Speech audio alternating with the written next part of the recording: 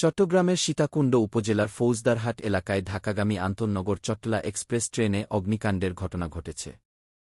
বৃহস্পতিবার ২৬ মার্চ ভোর ৬টা ৪৫ দিকে ফৌজদারহাটের বিএমএ গেট সংলগ্ন এলাকায় চলন্ত ট্রেনটির পাওয়ার কারে আগুন লাগে।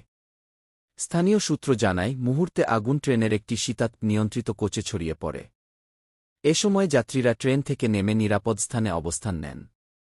ফায়ার সার্ভিসের ২টি ইউনিট ঘটনাস্থলে পৌঁছে আগুন নিয়ন্ত্রণে আনে।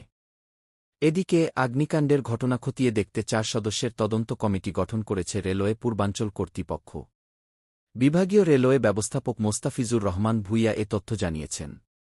তিনি জানান, ঘটনার প্রকৃত কারণ নির্ণয়ে ৪ সদস্যের কমিটি গঠন করা হয়েছে।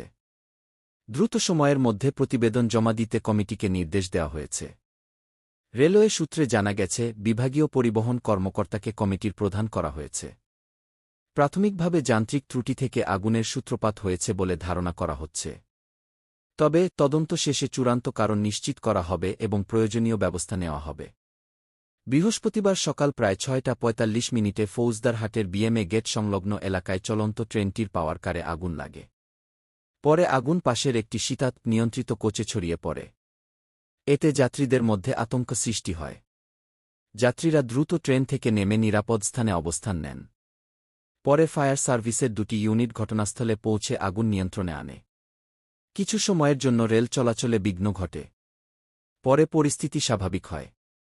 নিউজ পড়ছি আমি মনির, সত্য সংবাদ ২৪।